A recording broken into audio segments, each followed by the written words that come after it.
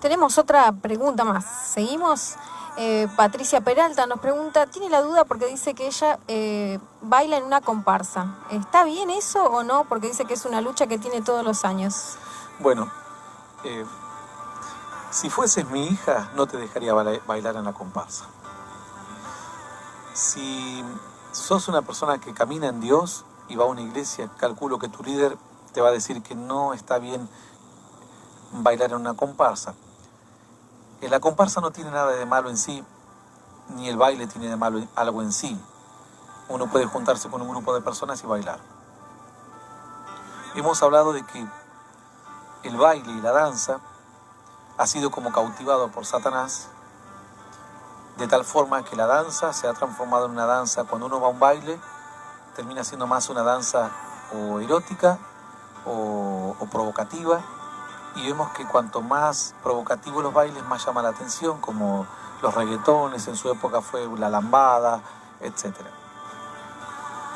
Entonces hoy, cuando alguien ve bailar a otra persona, es como que le cuesta aceptar lo que es, que pueda ser una expresión del cuerpo, de la mente, de la persona, nada más. Por lo general siempre lo ve como que tiene un propósito. En el caso de las comparsas, siempre las comparsas bordean su temática acerca de la seducción. Vemos que las comparsas en Brasil, cuanto las mujeres más muestren, es como que más linda está la comparsa. Y en muchos casos el ambiente es un ambiente tóxico, no es un ambiente de fe. Distinto sería que uno diga, bueno, estuvimos bailando en el colegio, estuvimos bailando en una obra de teatro. El baile es totalmente distinto. Entonces, ahora, si alguien dice, pero si hay personas que están bailando las comparsas como algo profesional y vienen a la iglesia, uno tiene que dejar que Dios le hable a esa persona. Quizás, como decía esta hermana, esa fue una lucha de mi corazón y nunca lo pregunté. Bueno, quizás ahora llegó el tiempo de preguntar. Yo te diría, si hay incomodidad en tu corazón, si hay incomodidad en tu alma, quizás podés usar eso, que incluso para ganar dinero, hacer gimnasia de bailes o algo, y ganar dinero, y te pones un lugar para que las mujeres vayan y hagan su gimnasia, sus rutinas o sus disciplinas y mantengan su estado físico. Entonces quizás ya sea el momento de pasar a otra etapa y dejarlo. Si fueses congregante de mi iglesia y estuvieses hace 4 años, yo te diría no lo hagas más. Si vienes hace 1 mes o 2, yo no te diría nada, porque nosotros no le cambiamos la vida a la gente. Si cuando la gente tiene una inquietud y pregunta, le tenemos que decir. Si puedes que mostrás todo, los chicos te van a mirar no como que estás bailando, sino como un objeto sexual. Entonces, recordamos, esta es una consejería orientativa, desconozco todos los pormenores, desconozco qué ciudad, qué comparsa, etcétera. Simplemente una consejería orientativa. Preguntas tenemos muchas. Ya va transcurriendo las horas del programa, llevamos casi 3 horas, pero acá al empezar, alguien preguntaba del piercing, si es de Dios, si no es de Dios, si se puede usar, si no. El piercing, el tatuaje, el teñirse, los aros, son todas partes de la cultura del hombre. Las culturas van cambiando y para nosotros que estamos centrados en años, el tatuaje nos resulta raro, el piercing nos resulta raro, ciertos lenguajes nos va resultando extraño. Si uno vive en una sociedad donde todos se hacen piercing, el piercing es un detalle más. Como José vivía en una sociedad donde todos se rapaban la cabeza y él se rapaba, era una sociedad más. O se dejaba una colita, se rapaba todo y se dejaba una colita. No sabemos cuál era la exacta característica de José. Lo que sí sabemos es que José estaba totalmente mimetizado con la cultura egipcia, es decir, vivía como un egipcio. Si la moda era raparse con una colita tipo ponytail o cola de caballo hasta la cintura, él se dejaba así. Si la moda era hasta la mitad de los hombros, se dejaba así. Se pintaba los ojos, José se pintaba los ojos.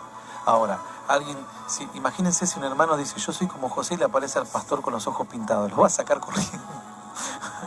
Pastor, soy el líder de alabanza y me voy a pintar los ojos mañana como José. Entonces hay que entender dónde uno está inmerso. Y no podemos ir a cambiarle las costumbres a los chinos, a los hindúes, a los africanos. que usan, hay africanos que lo usan como de parte de su esencia, de su identidad. Se hacen cortes, marcas en el cuerpo, se ponen esas cosas en los labios, esos agujeros, esos expansores en los labios, expansores en las orejas. ¿Y qué haríamos como misioneros? No, sáquense todos los expansores porque Dios quiere que cambien de vida. No, Dios quiere que cambien el corazón. Lo demás es decorativo.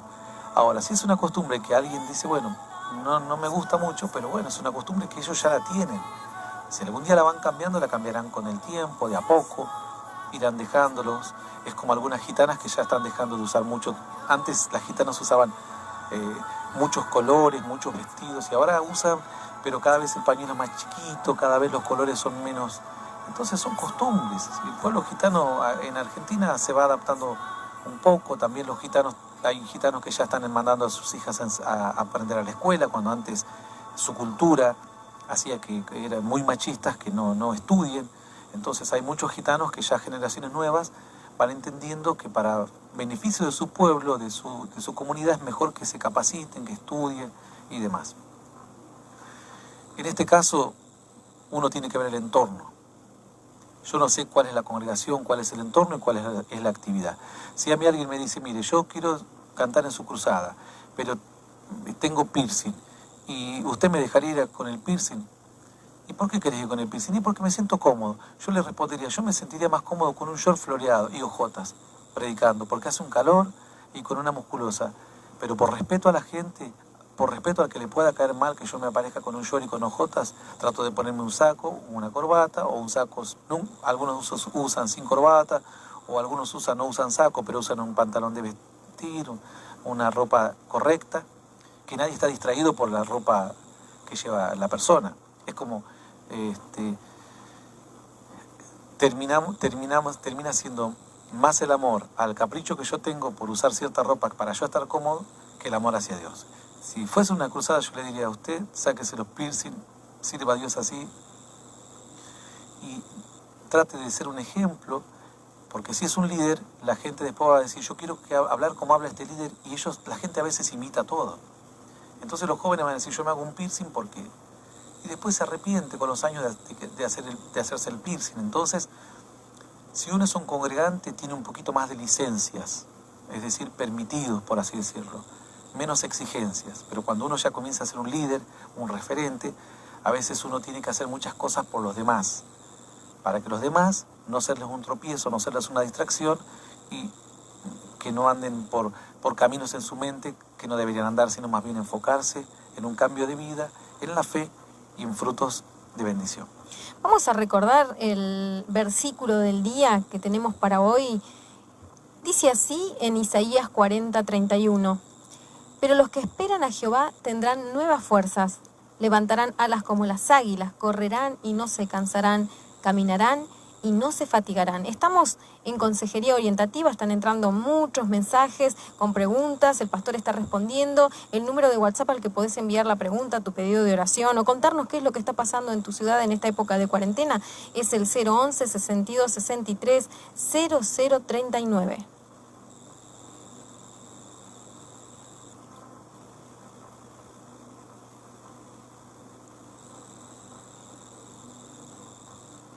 Bueno, seguimos entonces con nuestra consejería. ¿Cuál es la próxima pregunta? Verónica Alejandra Lucero dice, pastor, yo soy cristiana, ¿puedo escuchar música que no sea cristiana? Lo de la música cristiana lo hemos hablado en un momento. Es un tema difícil para las congregaciones. Muchos pastores y líderes no se quieren meter en el lío, pero hay algunos como yo que no podemos escapar al lío, porque es un tema muy complejo. Lo he contado en otra charla, que la alabanza, la música, es una expresión del hombre. Es como la escultura, es como la pintura, es como la danza o el baile. Son expresiones del hombre, que son con lo cual nos ha dotado Dios. Cuando el canto se dirige en un entorno cristiano, se denomina alabanza o adoración.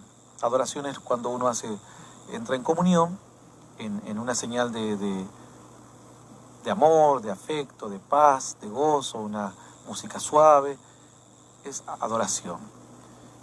Pero la música suave cristiana no es adoración. Adoración es la actitud de una persona de entrar en comunión a través de una música suave o de una expresión de una expresión musical lenta, que nos traiga paz, gozo, que recapacitemos, que nos arrepintamos, etc. Si alguien canta la misma canción, pero no está arrepentido, no tiene una actitud de corazón, simplemente es un canto lento, no es una adoración. Cuando un canto, cuando una música se dirige a Dios, pero en celebración, festejando, proclamando, gloriando a Dios, etc., se denomina alabanza. Cuando una música rápida canta canciones con letra cristiana, pero no tiene la actitud verdadera de dar la gloria a Dios, de confesar victoria, promesa, simplemente es un canto rápido. Existe canto rápido cristiano, y si es de corazón, etc., alabanza, canto lento con temática cristiana, pero si es hecho de corazón, se denomina adoración. Pero de por sí, el ser humano, por más que no tenga a Dios, también tiene expresiones artísticas que le canta al amor, le canta a las aves, le canta a la tierra, le canta a los antepasados, le canta al porvenir y demás. Eso es música.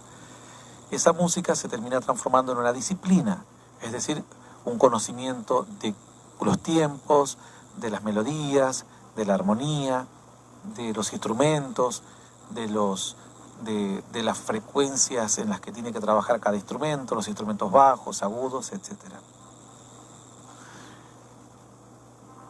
Yo he dicho que hay algo que ningún pastor lo dice, ningún siervo de Dios lo dice, y es la realidad.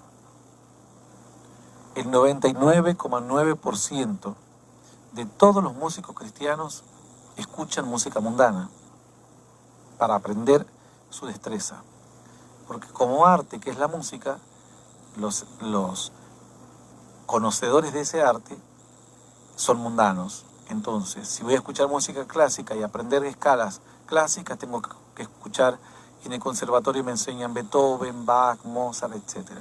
Si quiero aprender a puntear, tengo que escuchar guitarristas que fueron eximios en el punteo y los que tocaban heavy metal, etc., Steve Vai, Joe Satriani de los últimos, u otros tantos guitarristas, que en muchos casos, algunos de ellos eran drogones, eran adúlteros, vivían una vida terrible, pero en este caso el músico aprende las escalas, aprende la teoría, aprende las rutinas, los ejercicios.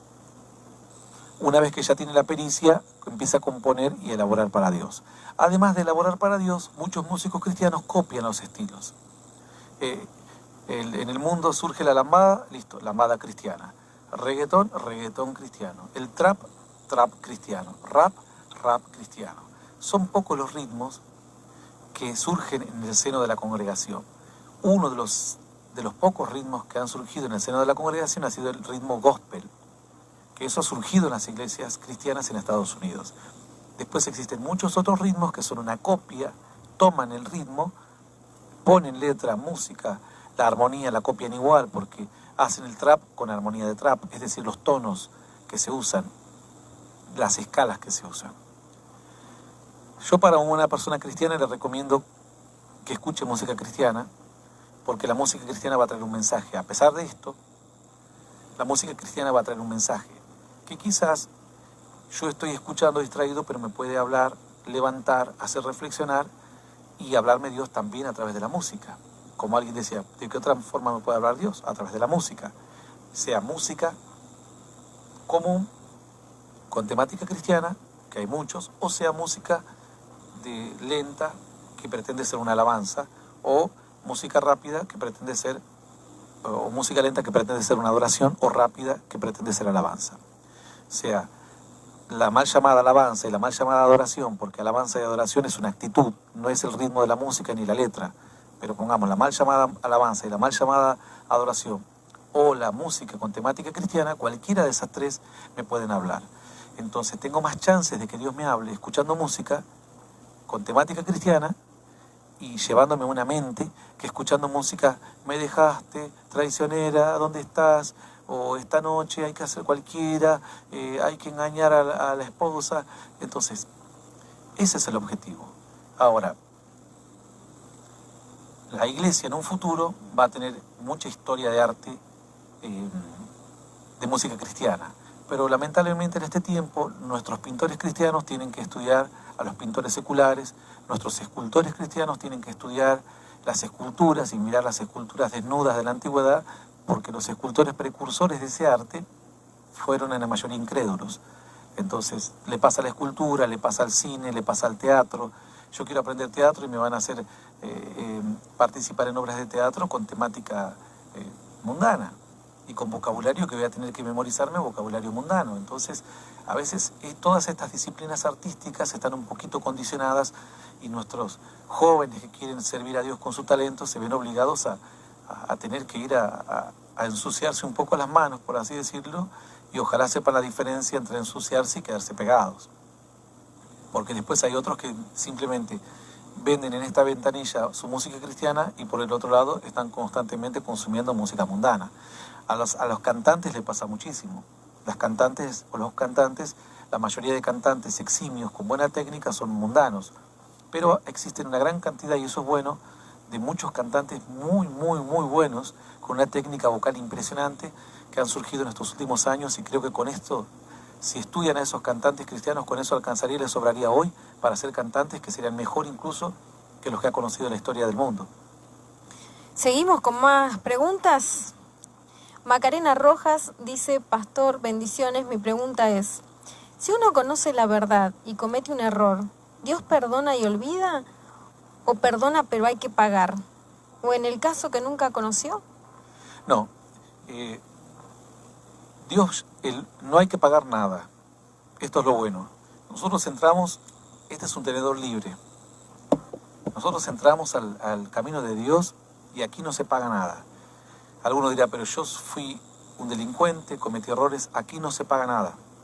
A Dios no hay que pagarle nada. Dios nos perdona sin importar qué. No se debe pagar nada. Ahora, lo que uno a veces entiende como pago, que las tengo que pagar, son las consecuencias. Digamos, yo robé ayer, hoy me arrepentí, Dios me perdonó, pero la justicia tiene un mecanismo que no está contemplado el perdón. Entonces, en la justicia no existe el perdón. Decirle al juez, sabe, yo me arrepentí. Hay un proceso y hay un castigo. Que en muchos casos se dice que no es para castigo, sino para seguridad del reo, las cárceles. Pero eso es toda una mentira, no se lo creen ni los que escriben los libros jurídicos, que nosotros que estudiamos leyes con mi esposa sabemos que no es así. Es todo, no. Es un versito para quedar bien con la tribuna. Las cárceles son el castigo. Dicen que deben ser de seguridad para el reo, pero hoy, como hablábamos antes, alguien debería darle respuestas y pensar en las personas que están privadas de su libertad y ver de qué forma crear mecanismos para que no estén tan expuestos, porque hubo reclamos, hubo algunos amotinamientos hace una semana atrás, creo, y quizás cuando uno no tiene ninguna persona privada de su libertad es como que lo mira lejos, como diciendo, no me importa. Pero Dios nos enseña a tratar de ponernos en el lugar del otro. ¿Qué tal si tuviésemos un hijo que ha cometido un error? ¿Qué tal si tuviésemos un pariente que ha cometido un error? Un amigo que ha cometido un error, que quizás tomó y alcoholizado chocó a una persona y hoy está pagando las consecuencias, o quizás ya tenía una causa anterior, o que defraudó y no tenía la intención de defraudar, pero después se vio tentado a defraudar, porque la necesidad, porque la avaricia o por lo que fuere. Entonces, si realmente son para seguridad del reo y para su propia seguridad y seguridad de la sociedad, en estos momentos de cuarentena deberíamos saber lo básico, que ese lugar no es un lugar en la forma en la que está dado nuestro país, que ellos dicen, nos dan un jabón para 40, dormimos 8 en una habitación. Si llega a entrar el coronavirus aquí, estamos fritos todos. O sea, la condena no va a ser de 2 años. Aparte, la gente se hace la idea de que todos los delincuentes son asesinos, violadores seriales, son Freddy Krueger, y no es así. Hay mucha gente que cometió delitos menores, que se les podría dar una tobillera electrónica y terminar la condena en un arresto domiciliario, por ejemplo. O buscar otro mecanismo. Son ideas desde lo lejos que digo. Hay gente que está pensando todo el día en esto y podría buscar otras mejores opciones, pero que den de alguna manera un alivio. Volviendo un poco a la pregunta, Dios nos perdona inmediatamente, pero a veces hay que pagar consecuencias. Es decir, el marido engaña a su mujer, la mujer lo perdona, como decíamos. Pero las consecuencias van a ser en que si yo me contagié de SIDA, voy a contagiar a mi esposa de SIDA. Si yo no la veo contenta al otro día, igual como era antes, yo le voy a decir, bueno, pero vos me perdonaste, ¿por qué no estás contenta? Decir, bueno, yo te perdono, pero mi carácter no es un canal de televisión que haces clic y vuelvo a estar como antes. Antes estaba contenta porque me traías cosas, me querías, me amabas, yo era la única mujer de tu vida, pero ahora tengo que digerir todo esto y no lo voy a digerir de la noche a la mañana. Entonces, todas esas consecuencias pueden tardar 1 mes, 2 meses, 6 meses, 8 meses, o puede ser que la mujer nunca supere la situación. Las consecuencias se pagan. Y a veces nosotros cometemos un error, le pedimos perdón a Dios, pero nosotros no nos podemos perdonar. Entonces nos cuesta mucho salir adelante porque encaramos proyectos casi con derrota. Hacemos las cosas, pero casi esperando el golpe, porque estamos esperando pagar las consecuencias de lo que hicimos. Y en realidad Dios no nos va a hacer pagar consecuencias. Él no. Solo tenemos que pagar las consecuencias de la tierra, a los seres queridos, o si defraudamos a la justicia o a quien corresponde alrededor nuestro. Pero Dios no nos va a hacer pagar consecuencias, no nos va a poner una maldición, porque el arrepentimiento borra la capacidad, o mejor dicho, la posibilidad de que Dios nos ponga una maldición para dentro de una semana porque hemos cometido un error antes. Por eso dice la Escritura que la sangre de Jesucristo nos limpia de todos nuestros pecados, sin dejar consecuencias desde el cielo hacia nuestros proyectos o nuestro futuro. Pero sí, yo tiro un jarrón al piso, Dios me perdona, pero el jarrón tengo que empezar a pegarlo o salir a comprar otro. Las consecuencias de la tierra a veces son esas las que se pagan, simplemente esas. Bien, seguimos acá con las preguntas y nos dice Anita Kai. Pastor, una pregunta.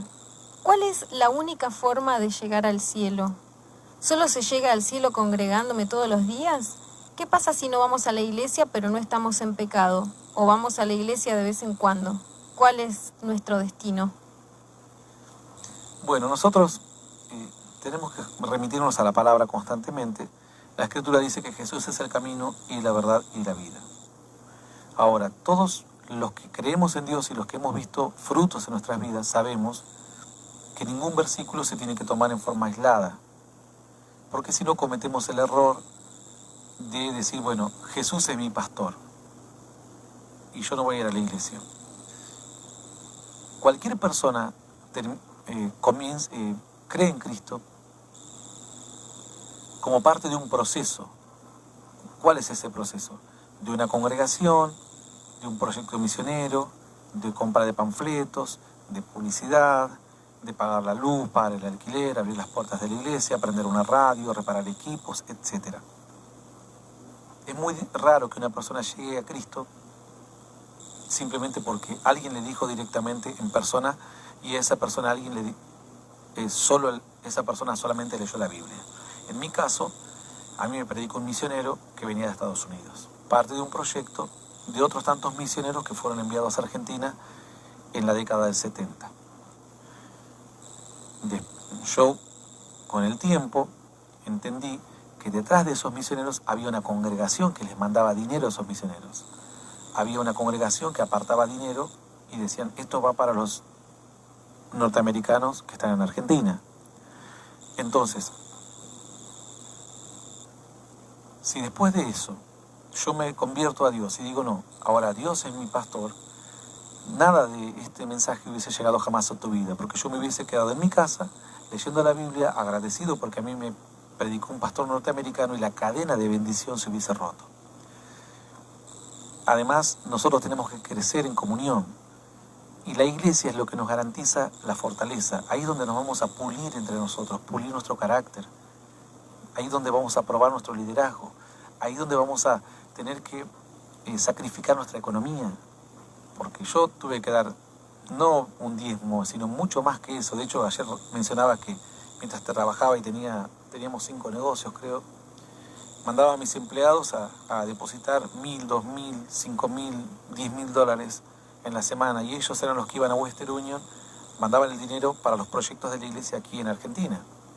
Entonces, si uno está lejos, en parte parece cómodo, porque uno dice, yo no voy a diezmar, no voy a ofrendar, no voy a soportar a la hermana que canta mal, o que me miren mal, o que después tenga una diferencia con el líder, o con tal o con cual.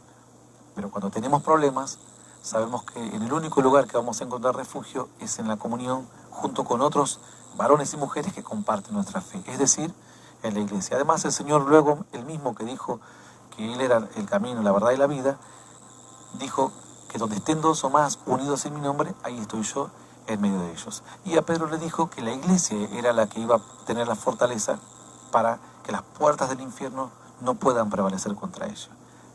Uno solo no puede, dos no pueden, 5 no pueden, 20 no pueden. La iglesia unida, la noción de grupo, de trabajo, porque eso es lo efectivo y eso es lo que perdura en el tiempo. Seguimos con algunas preguntitas más, dice Milagro Rojas. Bendiciones, pastor, tengo una pregunta. ¿Está bien obligar a los hijos adolescentes a asistir a la iglesia? Primero, a Dios no...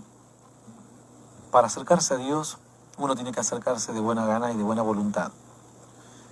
Todo depende de la adolescencia, de la edad del adolescente. Todo depende de la relación de los padres y dependerá del entorno de la sociedad.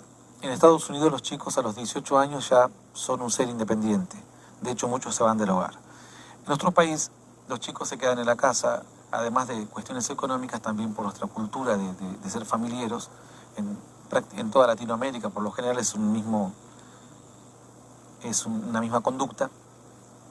Entonces, en el momento que ellos se quedan en la casa, hablábamos de aquellos que anhelan obispado, que tienen que tener a sus hijos en sujeción.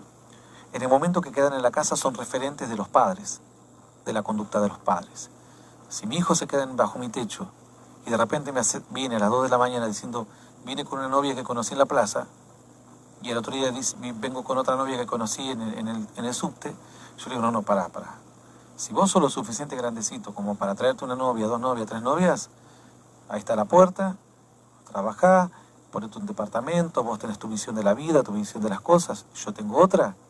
De la puerta para afuera, hace tu vida, te eduqué, te enseñé, te mostré el mejor camino. Pero de las puertas para adentro no, porque me estás mostrando ante la sociedad que yo soy un trucho, un chanta, que le dice a la gente una cosa y en mi casa hago otra, que soy estricto para decirle al que está afuera, deja de drogarte porque tu vida va a ser destruida, y a mi hijo lo dejo que haga lo que quiera. Entonces, esas son las cosas que uno tiene que tener mucho cuidado. Si el hijo tiene 15 años, todavía es un niño y necesita una guía. Si no tiene con quién quedarse en la casa, yo le diría que venga a la casa, que venga. Si de repente el padre no cree en Dios, y bueno, o la madre le diría, bueno, si te quieres quedar, tal vez quédate, pero sí estoy seguro que cuando se quede no se va a quedar en la casa mirando pornografía o haciendo cosas malas. Hay chicos de 15 años que ya consumen drogas. Yo en lo que pudiese, hablo de mi caso, si estuviese en esa situación, lo obligaría lo más que pueda, aunque sea que esté sentado, aunque sea que sea una momia, hasta el tiempo que más pueda. Porque en ese tiempo, capaz que un día un mensaje le puede tocar, capaz que algo puede pasar. Ahora, si ya veo que tiene 17, 18 y ya no hay forma, trataría de buscar otros mecanismos, decirle, bueno, ¿querés quedarte en la casa? Quiero saber que te quedas estudiando. Pero porque ya es un chico que ya no puedo torcerlo, que ahora necesita otro tiempo, quiero asegurarme que te vas a inglés. Entonces, ¿qué horario de reunión hay? Tal día, bueno, el jueves andate a la clase de inglés a esa hora.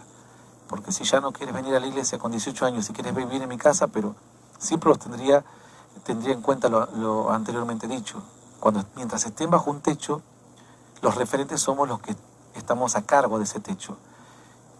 Y lo que ellos hagan mal va a terminar dando un mal mensaje y una mala referencia para nosotros. Como aquel que era un sacerdote que le decía a la gente que sean buenos, que tienen que alejarse del pecado, y sus hijos, se acostaban con las porteras del templo allá por aquellos días, en la época del pueblo de Israel, y por eso la gente lo empezó a mirar para un costado, dejó de congregarse, dejó de creer en él y dejó de tener fe en Dios, porque fue en aquella época que el arca del pacto fue capturada en manos de los enemigos.